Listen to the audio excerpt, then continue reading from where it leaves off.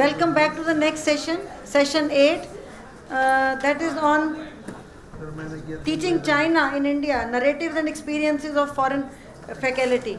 So after this very stimulating session on India-China relations, now let's go to the experience and narratives by our faculty from China and from Russia, who is teaching Chinese in India. So welcome in the session. So first of all, I start with Professor Alexandra Miniva. She is the Assistant Professor of Practice, Jindal School of International Affairs. And as we discussed, 7 to 10 minutes. Thank you. Thank you, everyone, for being here. I'm especially happy to see my students because you will count me accountable for every word I'm going to say.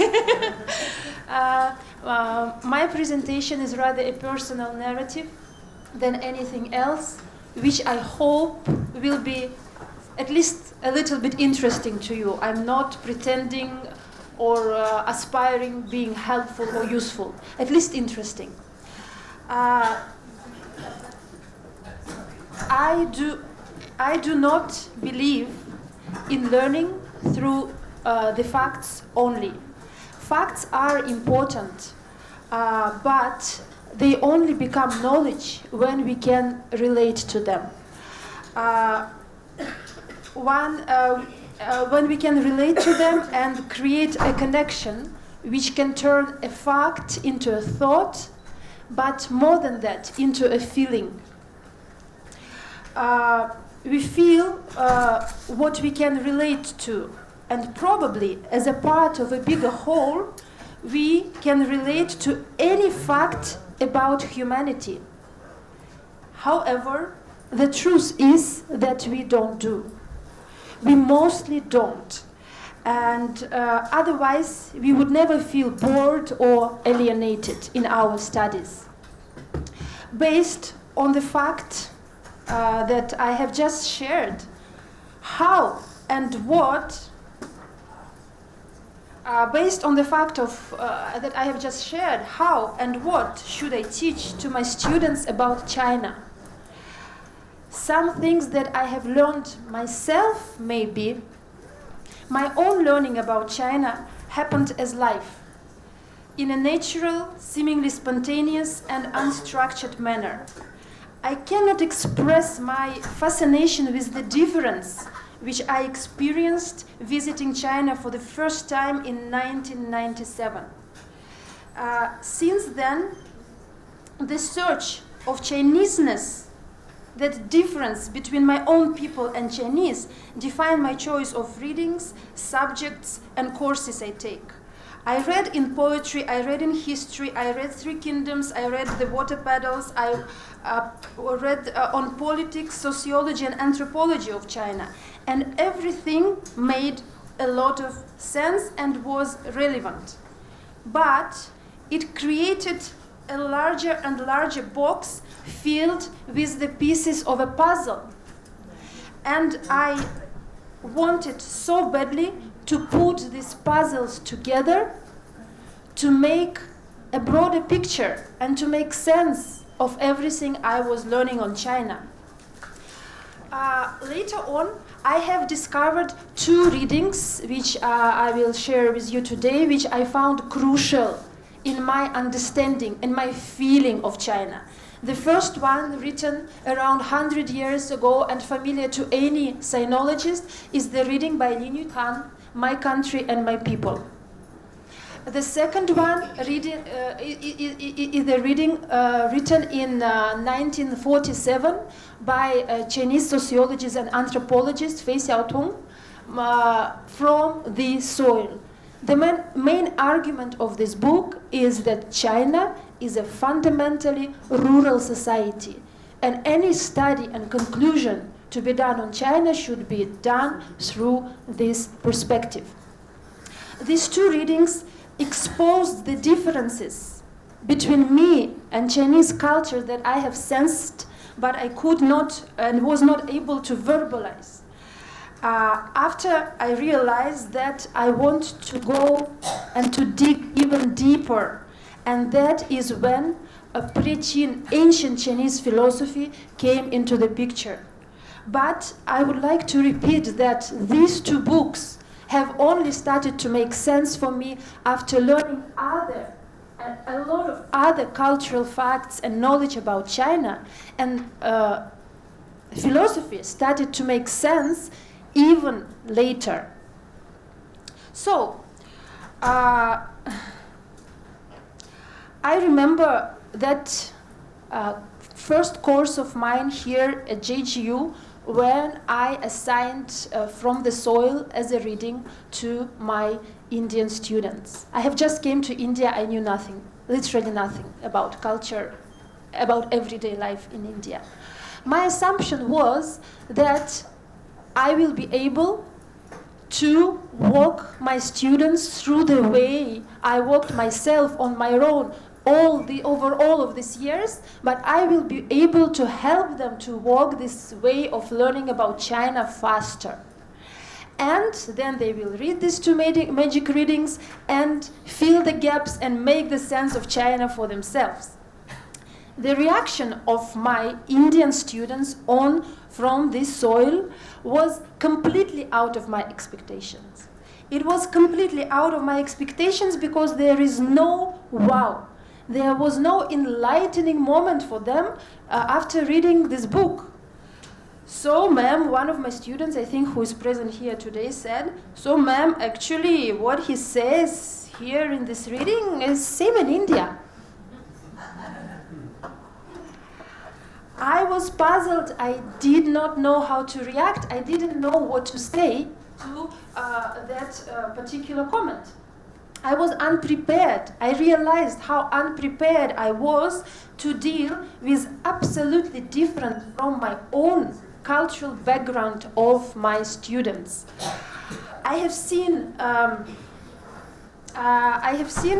the course I was creating as a learning from zero forward, from knowing nothing about China to knowing something about China.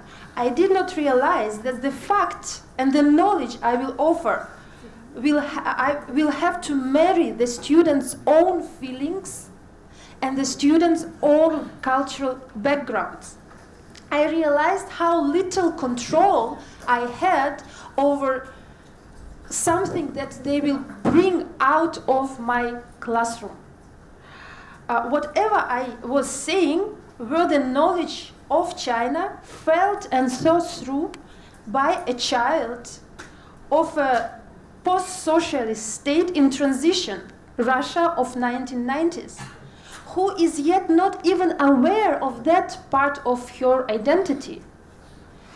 And those knowledge that I share, whatever I share, my students carry out combined with their own, unknown to me, knowledge and experiences.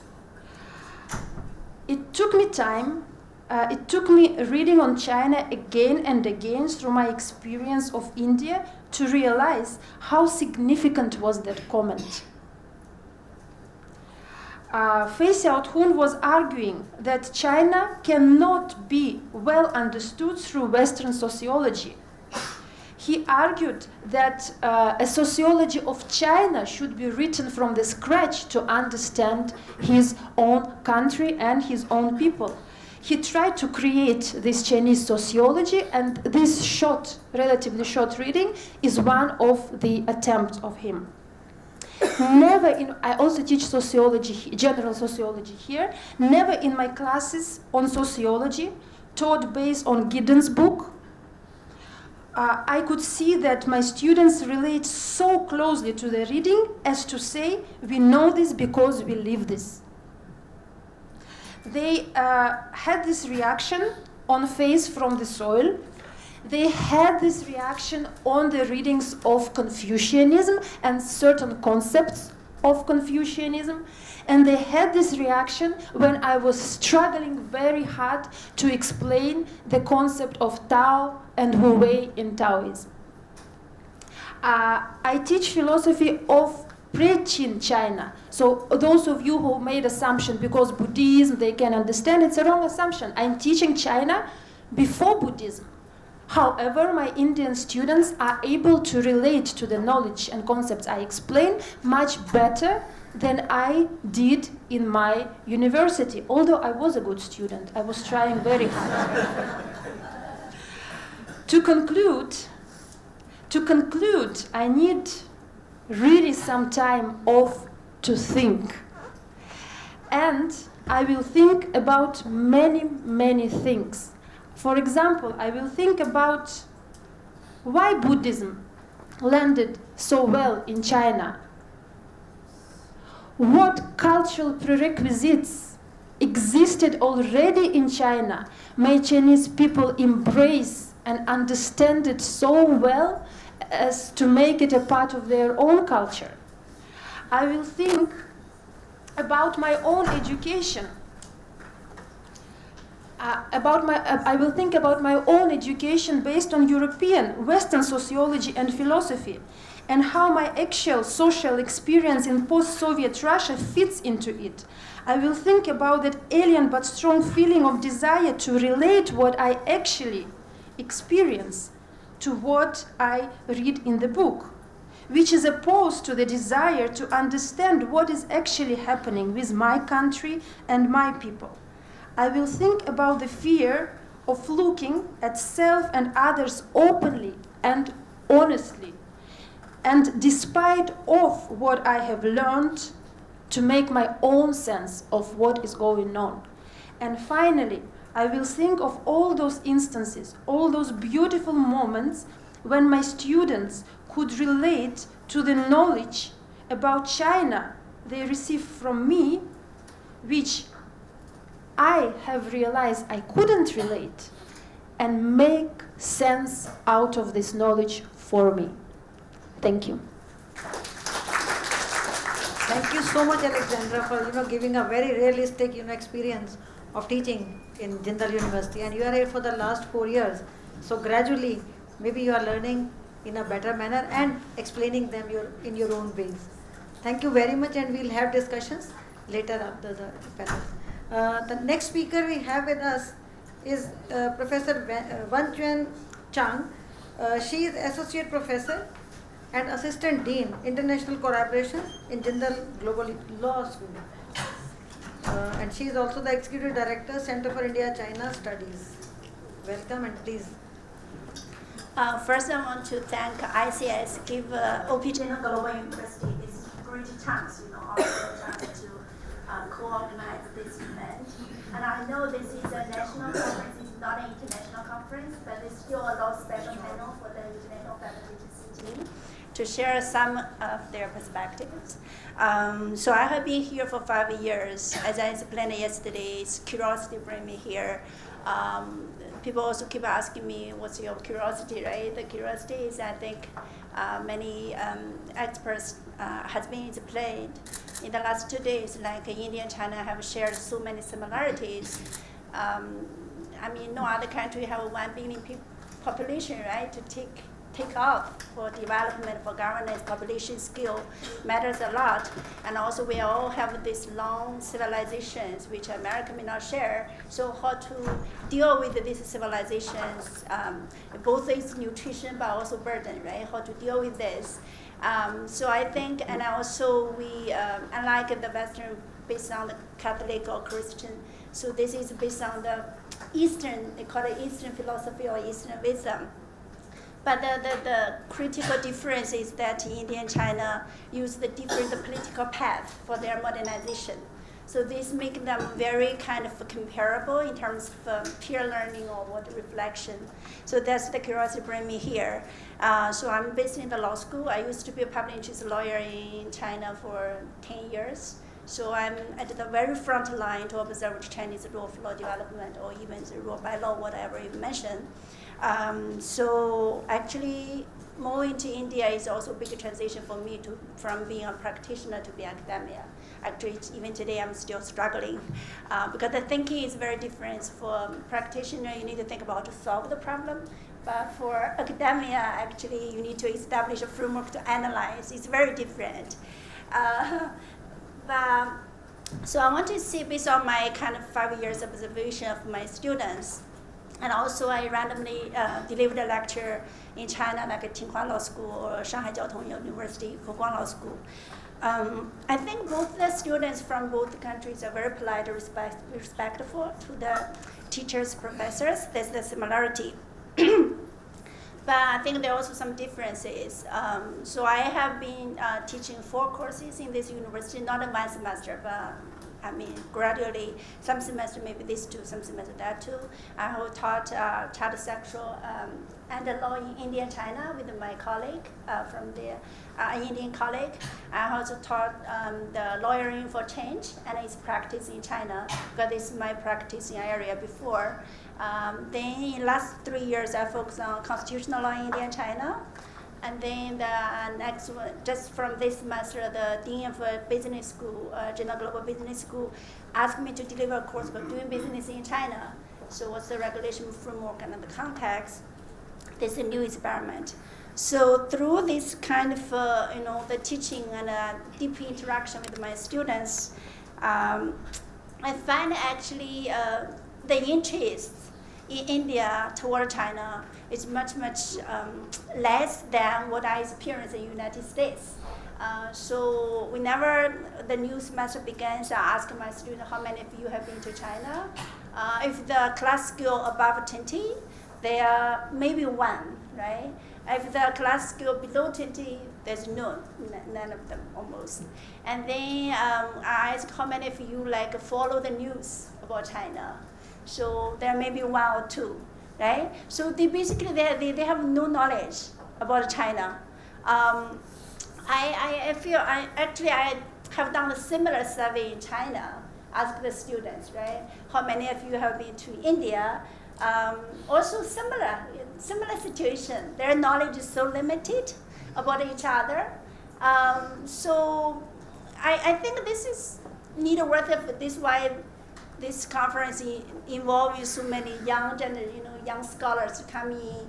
And also when the course moved deeply like this semester, I asked my students to do the research on the constitutional in India and China. They can pick up any topic, but they need to do comparative studies. So some of my students are excellent, they want to research on how Gandhi and Chairman Mao, why they have different influence on the constitutional making, process. So he has a strong passion, has an intern with the Nehru National Library and museum. So he has collected lots of materials from archives about India. But because his language limit, he cannot collect this much about how Mao, because the Mao's influence about the 1954 constitution making have been declassified. So if you can read Chinese, you definitely get a rich information, But he really, I think if he gets some, if he has the language skill, he can write a very top journal, paper. But now he can only use the second source, is someone written in English. So I really agree with the first day's discussion. So there's not completely difference between language and discipline or language or studies. You definitely need the language skills, especially research on China. So if you have this entry, of course it's not easy at the beginning, but once you have this almost monopoly, right? So you have the language skills, you can easily become a very, very competitive scholars in the world. I also think about in India, I think now some emerging scholars focus on the rule of law about China, but I think many of them not have been trained by law or trained by both law and Chinese. You think about United States, like Harvard Law School, there's Alfred, right? So who has been both in law and in Chinese. And Columbia, Benjamin Liebman, and NYU, Jerry McCohen, and Ira Balkan. Any law school, you name it, they have a very, very distinguished scholar on the Chinese law, and they have the language skills. They can trace Chinese, the new updated initiatives, the most updated judicial reform, and all these things.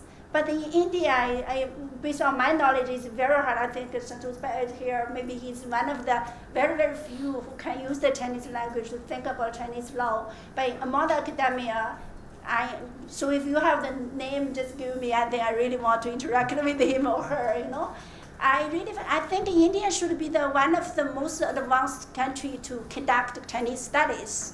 But so far, I think it's not cross-discipline. So maybe on border issue, on diplomacy, security, there's some scholars focus on that. But cross-disciplinary, or even for business sector among the social sciences is easier because you can get data to have quantitative research. But still, you need the context understanding. So far, I think it's very hard to find the scholars who are very fluent in language and also conduct academic research. So that is sad. I think India should have their own perspective. So far, even the media. So if you read the Indian media, if there's about kind of a border issue or about Pakistan, China, or India, so you have your own perspective. But beyond that, if you really focus on Chinese domestic issues, you cannot find any difference, even maybe too absolute, but it's hard to find a difference from BBC, from New York Times. So it's kind of, so that shows you, even the journalists, I think very Indian journalists can really speak Chinese, can really have the interview, have their own opinion. So they have to use the second source. For the Chinese scholars, I think the similar challenge is now very few scholars would like to be based in India. So most of the time is remote research. So remote research, I think they have, of course, there's a biases, and also the remote research is very hard to. So when you study a country, you need to feel the beat of the heart. But I think that for them it's very hard because they're very remote.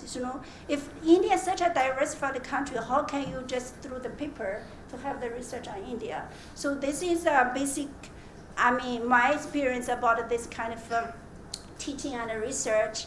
I think comparatively, if I see the top 10 students in both countries, I think India is more competitive because they have independent thinking. So that's making them more critical, and they're also committed, right? So that's making them more competitive. But you think about generally, I think Chinese students are more disciplined and comparatively more committed on average. But nowadays it's hard to see also because the new technology, social media, so much distraction. I think if you have teachers here, you will see it's very hard to get the attention from the students because even Jindal has tried to cut the Wi-Fi connection during the class or social media connection. But that's not the way. Today is very challenging for us to get the attention, not just students, even every others, they're all on the phone. But I still think how to use this social media maybe also help us to connect the people, the young people for both countries in a shortcut. So not through this long years experience. So I think maybe my time is up. So during the discussion we can have more. Thank you. Thank you very much for explaining very beautifully the similarities and differences in Indian and Chinese students.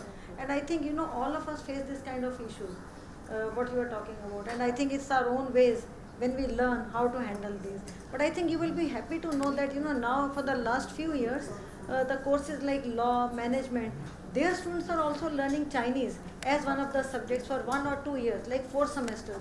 I think if they pay attention to those 3-4 semesters, they can work together like with law subjects and the language also.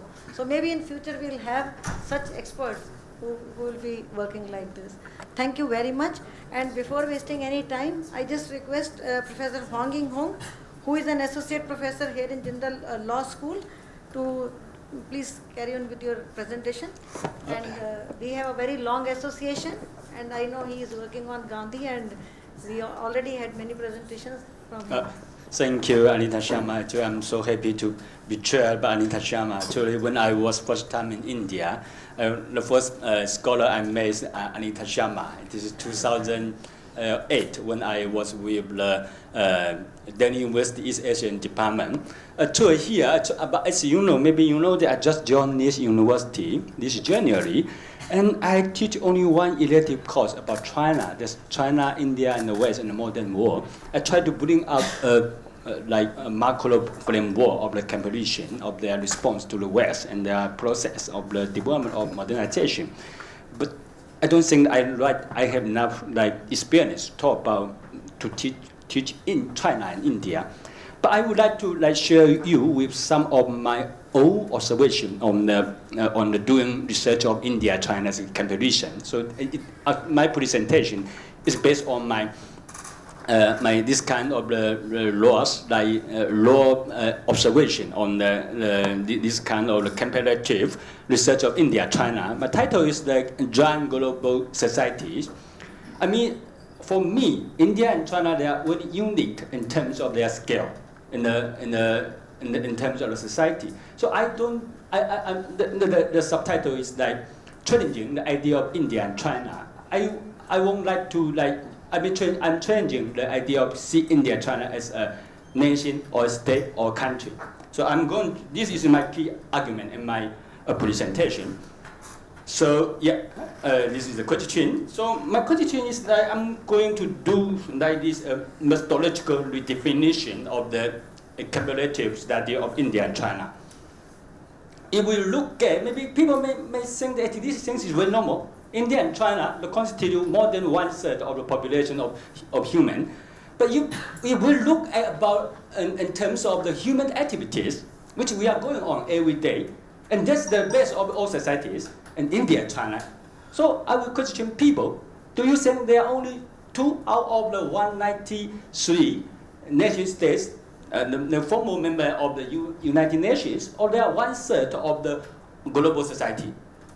Then if we measure by humans' activities, then it is 1/3, more than 2 of. So if we compare, I compare India with Nepal, and then it is unequal. Because maybe it depends on India, so diverse. You look at Tamil Nadu, you look at Gujarat, or you look at UP, or you are Northeast, or many other places. There are only diversity, but in Nepal cannot be so diversity. So that's the key point there. And same thing in China. You will compare China with Japan or China with Vietnam. They cannot have this big scale as India and China. And both of them already constitute 1/3. It is like 33% of human population. That means what? They show a global society. They are not nation society, they are global society because they are already 1/3 of the global progress, of global things happens there. So it is global society. That's one thing. It is a global society. And then we see maybe people may say that China is much bigger than India. India's geography, territory is only 1/3 of China. But if you look at this about the 9 light, actually the Chinese activities mostly concentrated on the east part. So in that terms, the frequency of the occurrence of the activities, actually the scale is similar. It's very, very similar to each other.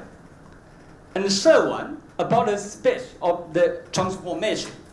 And we can find from the upper one, from the upper one here, what China has used only 15 years to accomplish, US has accomplished in 100 years. And India used 25 years. That means their speed is something 6 times against US historically. And also this is 4 times as US historically. So the speed of their transformation is much higher than other countries. So if we compare India or we compare China with US, you can find there's some difference. Because China, so I keep asking people about how about the new buildings set up in US? And people always tell me that the agriculture has almost remained the same. But if you come to China or India, you find there's anything new. Everything new, like Delhi University, Delhi Airport, and like the Calcutta Airport. I just went to Calcutta Airport. I found that after 3 years, when I was there, it's totally another airport. So this is the change, the speed of change. So it is very unique in terms of this one. Maybe Vietnam can have this speed, but Vietnam don't have this schedule. So I call them, so these two, when we compare India and China, we must define them not in terms of international, national state, but we have to define them as joint society. So that's why I'm saying it's here. And the third one, I will do is very short because I don't have much time to elaborate all of them. And then, sorry, I cannot read by myself due to my eyesight. So, yeah, I will do it first. What is the meaning of this implication to our research? I will refer to my own research. And then when we talk about like my land acquisition, my ongoing research is on land acquisition in India and China, I found it's very difficult for you to make conclusion what's China, what's India. You have to specify which region in China, what's the land acquisition. Even in Guangdong, there are different planes, people have different cities, they have different politics, like Shenzhen, like Foshan, and like in Guangdong, they're also different to each other. Not to mention India. You mentioned West Bengal, you mentioned Gujarat, Kerala, the land acquisition happening there are totally different from each other. So you have to specify which place, which case. Even in one place, you have to specify what area. So they always have some history of land acquisition. And there are always different kind of regional change, of law change, or in terms of practice. So different cases, there are so many cases, even in one place. So you have to look at the different cases, and then you are able to compare. So that's the challenging thing for India and China's comparison. So I would do in this way, I broke the framework of the India and China, and I put it there, and I give some kind of dimensions, and I put different cases there. I forget the framework of India and China. I put them together to see what is the result, what is the land acquisition, and what will outcome. So I will, this is my way of the comparison. And we compare, like, we have to also really take care of the time. It's really important. Because this is a comparison of the regional change, land region change based on the fundamental laws, and like then management law in China, and also land acquisition law in India, and two versions, and also one audience, which are going to happen. We can find that there's what changes happen there. So when we, that's my point there. Because they are giant society, so when we compare them, we must specify what region and what time. So no case represent China, and no case represent India, and no case in one time present India or China. So just the challenging thing, you must have a lot of case in hand, then you're able to make your argument. And then it's global. As I said, it is already a global society, and we compare, sometimes we think that they are separate with each other, but we can find some connection in India and China. In India and China, they are not only they are global society, but they are also under the empire of the globalization. Particularly, I don't like to make division between the repent and open up, and also like liberalization, Indian liberalization in 1991. So even before that, they are under the stress of the West to make a change. So just the words there. I'll give you an example of my research. I find that it's very interesting that China and India try to claim that they have some innovation. But I find that these innovations are not exactly new. If you put in the context of the international context, you can find that similar things in terms of them policy. They already carry out and intervened by the West and spread to many places. So this is the things that it is called sorry, I cannot read it, a town plan scheme in Gujarat. And I find similar things in Foshan. Foshan has land is like it is called village built. And Xiamen, they give them different kinds of land. And Shenzhen give them different kinds of land. And so people think that they're different to each other. But if I look at the literature, I can find that these things are nothing new. It already began at the 18 what? I cannot see. No, I think 1890s, yeah. It already began quite long years, but in so many countries, Japan, Germany, they already have this practice. And the name, but they just call them different kind of name. But I don't say they are totally same as each other. If we look at the detail, they're trying to localize the globalization. So they have an impact. Maybe they learn from some other countries, do some scholar, or they introduce some experts to help them to set up the kind of the policy. But I cannot trace the kind of the origins. But I would say that they localize the global impact, so with their own name. And others, we can see that connections. If we compare both, we suppose they're absolute to each other, but we can find connection very strongly. Like we see that food security come out in India in the 2014-8, 2013-8. But in China, it is long years, but since 1998, it says it is food security, the mechanism to protect food security. Another one is SIA, Social Impact Assessment. And we can find the Chinese new land management law also like set up this mechanism in China. So same thing happened in the two countries.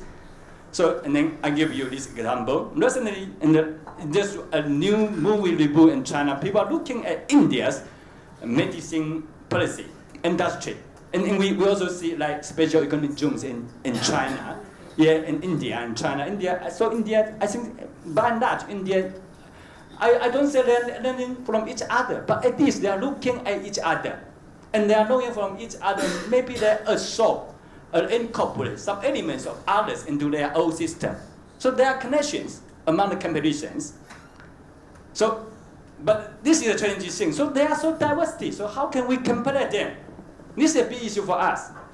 If I'm not going to break if I'm going to break an old product dog regime, so what should I provide for the possibility of the comparison?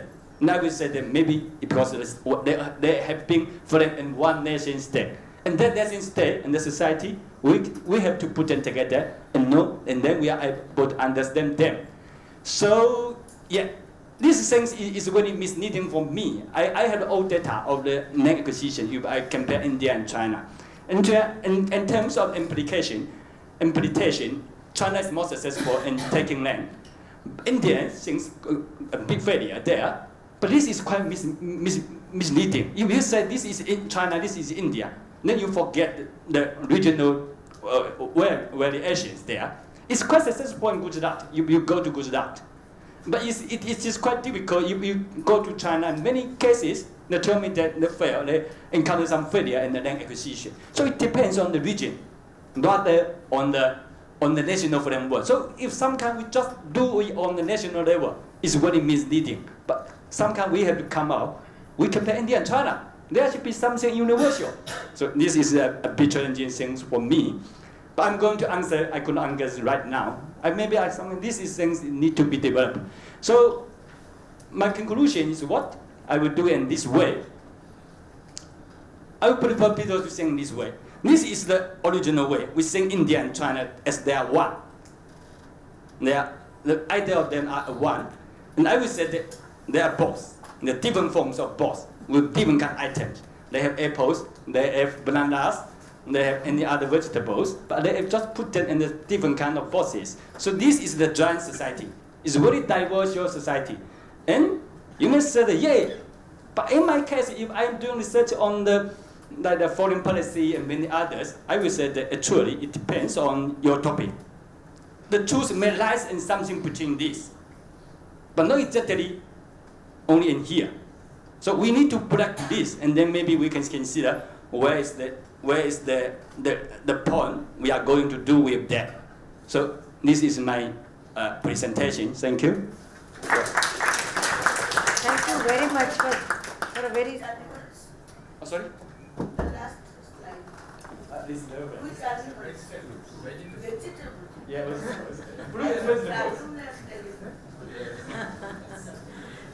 Thank you very much for this thought-provoking presentation. I think now we have 10 minutes. So, floor is open for the questions. Any comments, observations from any of the three speakers?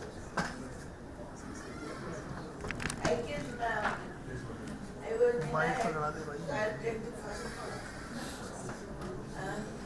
any microphone? I can.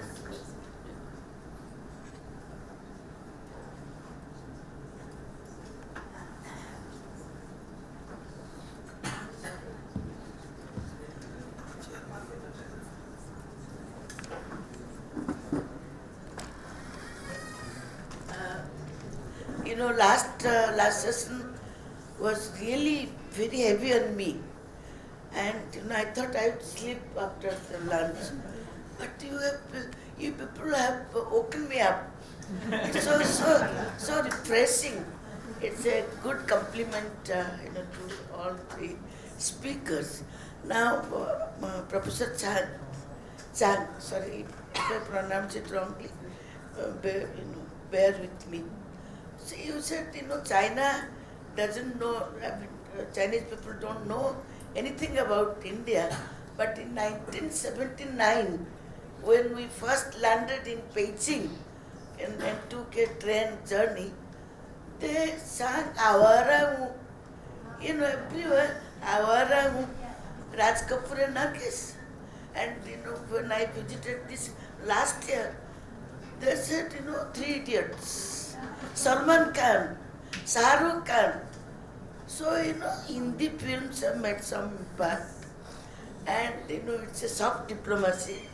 It's, Indians are trying to enter through that. Thank you.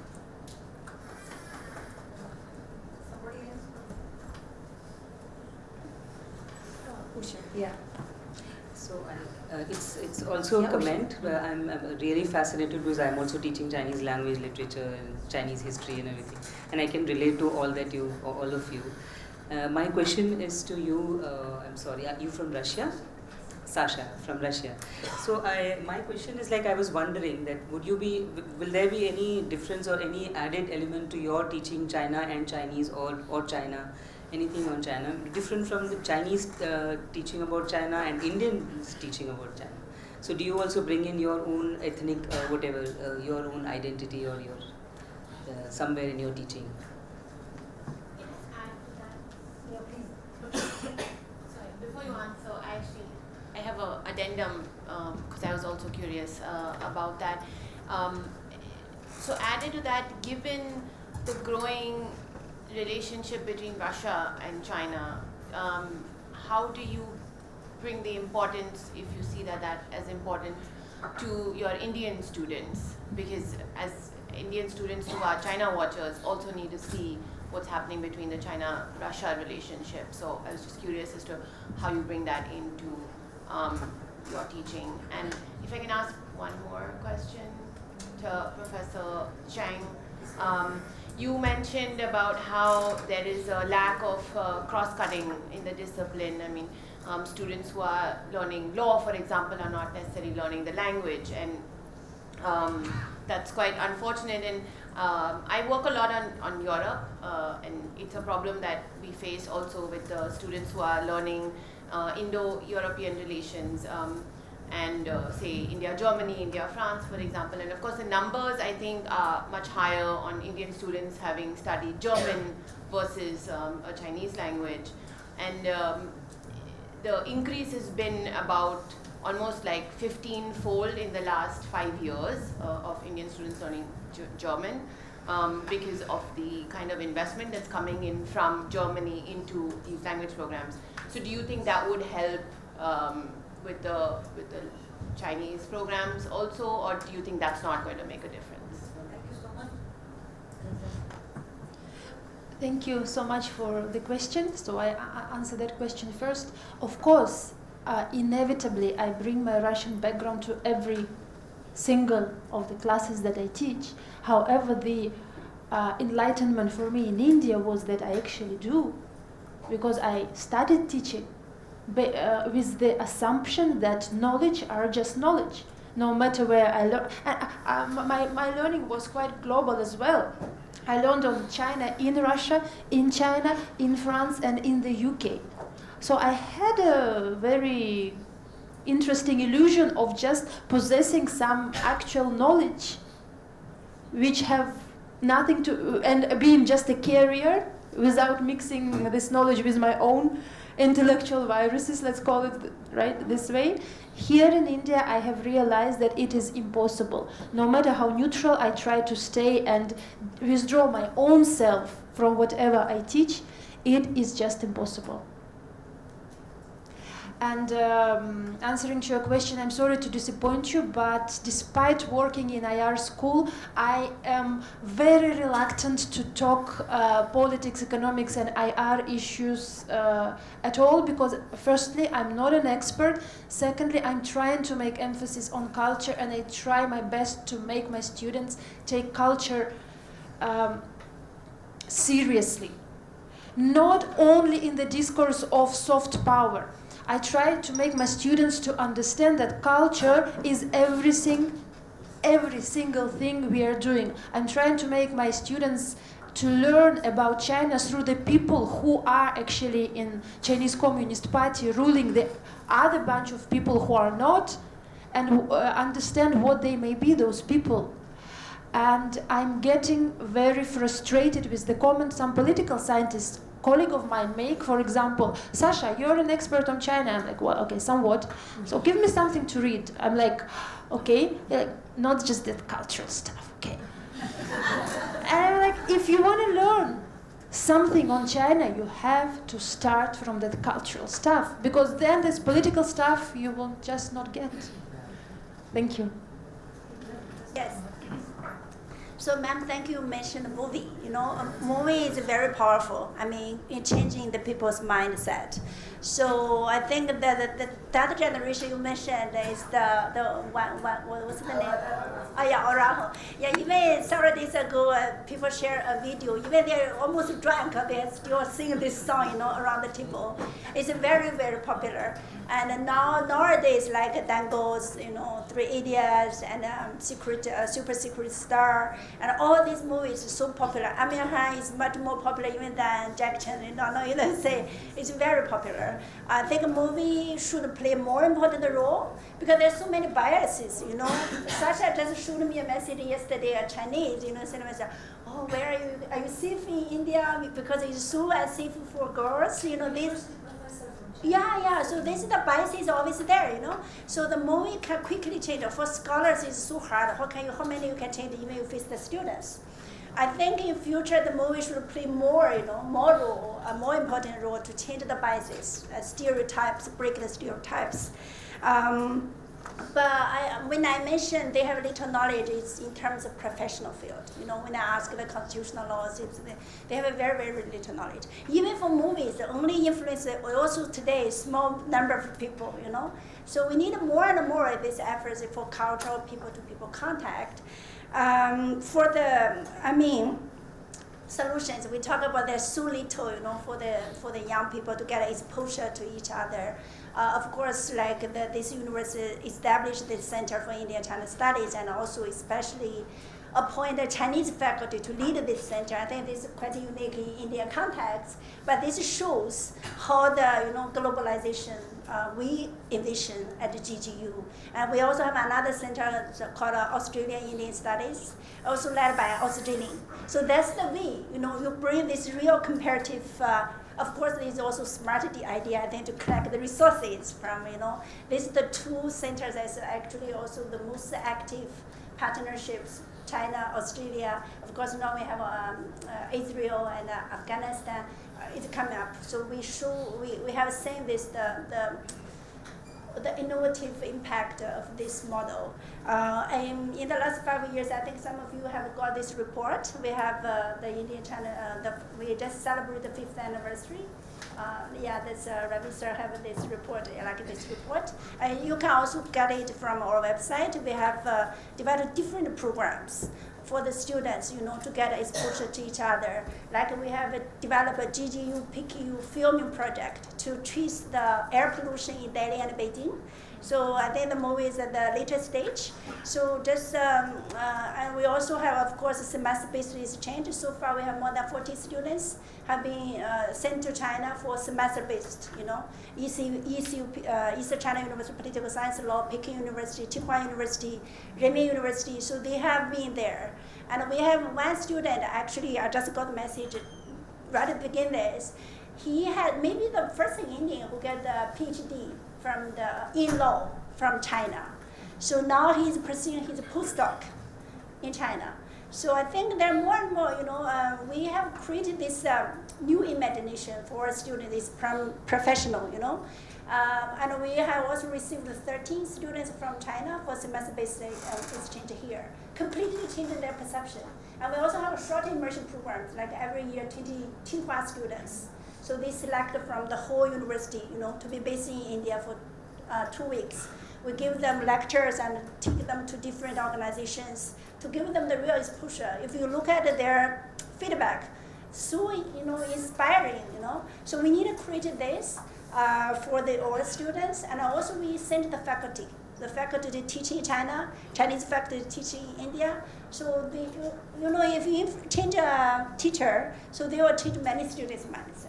So we have many kind of these initiatives to try to bridge the gap. Just, I want to share one piece of information with you. You know, I like to read folk tales. And there are a lot of similarities between India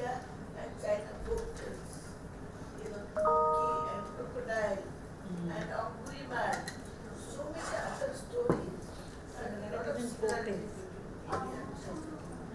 Yeah, thank you so much. Sir, you would like to say? Any question from the younger scholars? Please. Thank get you. ready. My name is Ravi Bothalingam, Institute of Chinese Studies. I was very fascinated by your presentations. What struck me was the change in mindset and perceptions that you described through your efforts, both on your own part after having the teaching experience and on the part of your students. And it struck me that this is one of the big problems we have in each of our countries, is the mindset and the perception of one country of the other, whether Russia of China, China of India, vice versa. And I was wondering whether it is possible for you, in combination with others, maybe to institutionalize this model and apply it to other groups like legislators, diplomats, and others, because I think there are people who have the levers of decision making in their hands who also need to be sensitized in this particular manner to see a wider dimension and get away from their day-to-day work. So I was just wondering whether there are any such initiatives that you've thought of. I had a quick look at this, but in view of what you've just described, it may be worthwhile thinking about. That was the observation I had. Any other comment or question from the young scholars? For two reasons. One is you show, I'm speaking as a teacher and student of comparative studies, comparative politics, all my life, 50 years. I have 3 books on India-China comparative studies. I think 3 things come out very clearly. That we should be conscious of the limitations of the perspectives which have been handed down to us. I think all 3 of you, illustrated that, which requires a great degree of humility on the part of the researcher. And otherwise, we have had frameworks which are handed down by our supervisors. This is the model you apply to India and China. I belong to that student generation who was subjected to that. I think you are much more liberated. The second thing is that you are consciously trying to evolve new methodologies. That there are inadequacies of the existing methodologies. You are consciously trying to rectify that and bring in culture. Otherwise, derivative methods from either security or newspaper or the comparative politics, the usual textbooks which are circulating in the universities. So security, business, and newspaper interest. I think they govern our, what is in India, what is in China, that kind of thing. Whereas, choosing a theme, then looking at it in a comprehensive way from historical, cultural, economic, environmental, multiple dimensions. And finally, the Western versus the rest. I think the dominant methodologies and frameworks which have crippled our analysis, you are trying to question them. And therefore, I just wanted to compliment.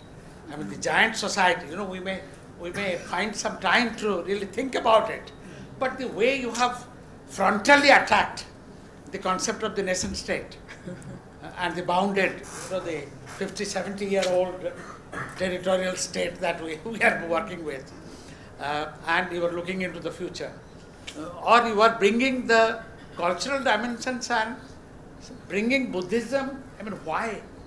The way you formulated it, why Buddhism got blended in the Chinese, evolving Chinese civilization. I mean, what is it?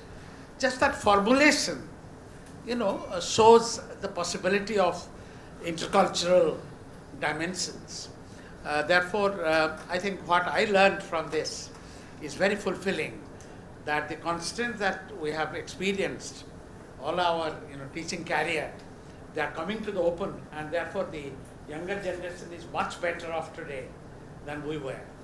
Thank you. Just to add on culture, this has, it is a double-edged weapon. All of us should keep in mind. It perpetuates patriarchy. It also gives some, leeway to, voice, to give a decent note. So we should not carry away cultural values undifferentiated. That's all. Thank you very Thank much. you. Very well summarized, sir. And I think it is so refreshing to hear from the young scholars and the speakers who have given such good, new, innovative ideas actually. And I think we'll stop here because the time is running short. But with this, I will also thank ICS and JGU to organize such wonderful conference and inviting all of us and giving this opportunity to discuss and interact with everybody. Thank you so much. And one more session is there after this. Thank you.